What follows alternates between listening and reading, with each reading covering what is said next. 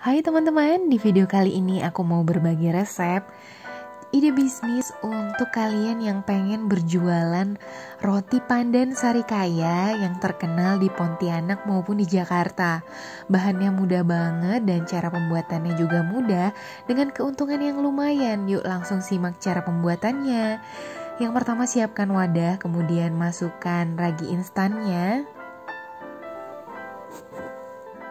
Yang selanjutnya masukkan susu yang hangat-hangat kuku ya teman-teman. Kemudian aduk kedua bahan tersebut sampai ragi instannya tercampur merata dengan susunya. Kemudian setelah itu tutup selama 5-7 menit. Ini setelah 5 menit aku rest, kemudian aku akan aduk lagi sebentar untuk memastikan bahwa raginya udah merata dengan susunya. Kemudian aku akan masukkan 1 butir telur. Setelah itu kocok lagi supaya telurnya merata dengan ragi dan susu tadi.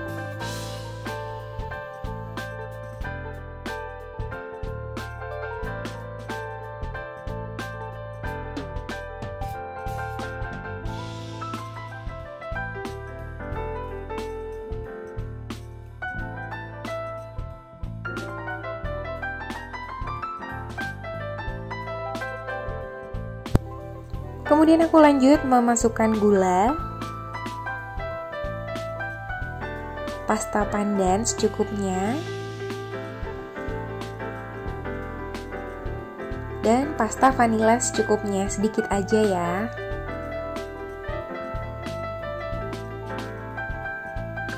Kemudian aduk ke semua bahan yang barusan dimasukkan tadi.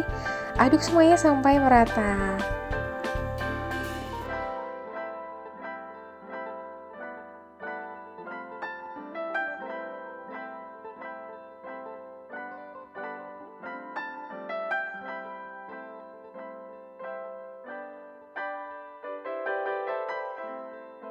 Setelah semuanya merata, kemudian kita siapkan tepungnya untuk membuat adonan dari rotinya.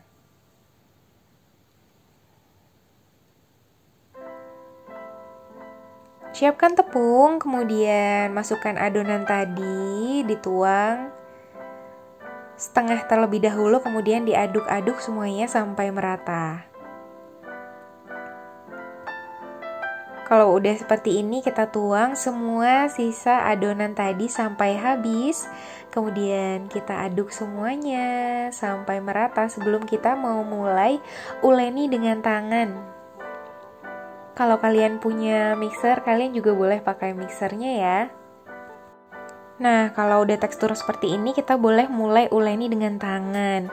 Ini membutuhkan waktu ulen sekitar 10 menit ya teman-teman.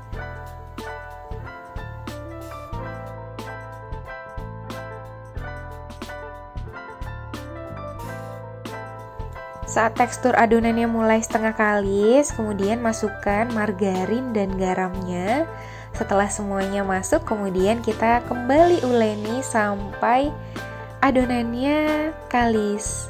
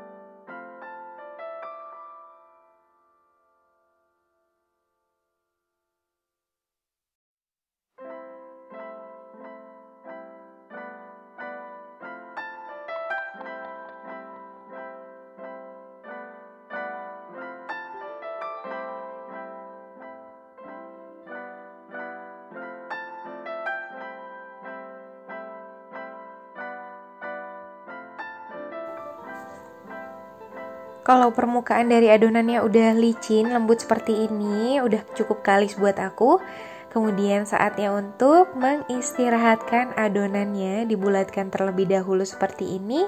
Kemudian diistirahatkan selama 60 menit atau selama 1 jam ya.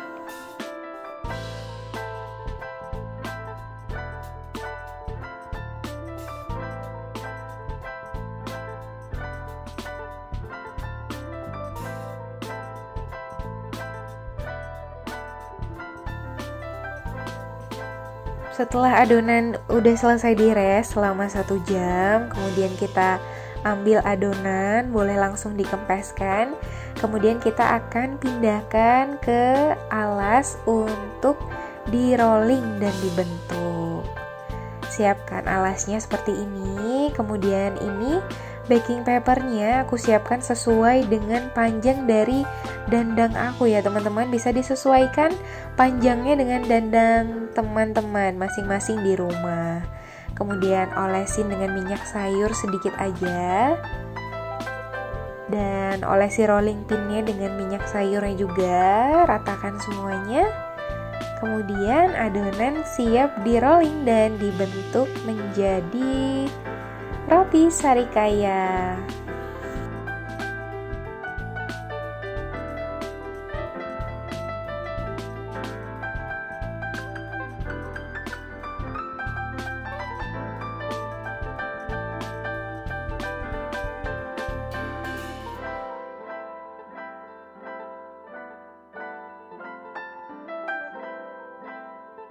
Setelah gulungan adonannya lebarnya udah sesuai dengan baking paper atau kertas roti yang udah disiapkan tadi, saatnya adonannya digulung, kemudian kita letakkan di atas baking paper yang udah kita siapkan tadi. Jangan lupa ujung-ujungnya dicubit-cubit untuk dirapikan. Nah, udah selesai. Kemudian kita akan rest lagi selama 60 menit atau selama 1 jam ya.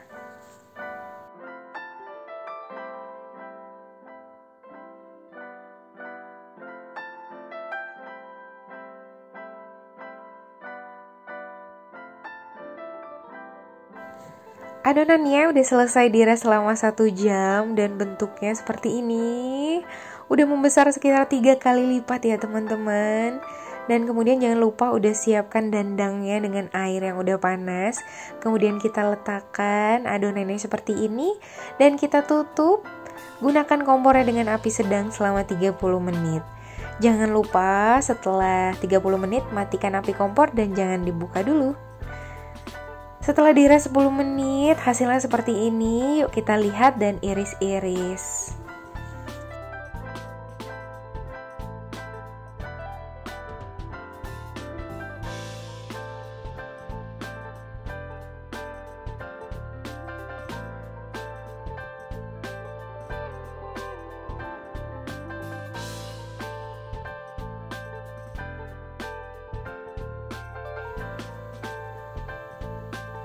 Nah, ini dia rotinya udah selesai. Aku iris-iris semuanya. Jadi dalam satu adonan ini menghasilkan 7 buah atau 7 tangkap roti sarikaya ya teman-teman. Ini ada 1, 2, 3, 4, 5, 6, 7. Jadi dalam satu resep bisa menghasilkan 7 tangkap roti sarikaya. Dan ini size jumbo sebesar telapak tangan ya teman-teman. Kalau yang dijual di pasaran kan lebih kecil dari ini ya. Jadi untuk yang jumbo bisa dijual dengan harga yang lebih mahal, apalagi dengan isian yang enak-enak dan menarik ya teman-teman. Ini lembut banget, tanpa pengembang dan tanpa pelembut. Ini udah oke banget hasilnya ya. Buat kalian semoga ini bisa menjadi resep buat ide jualan dengan harga bahan yang murah, dengan cara yang mudah, dengan keuntungan yang lumayan.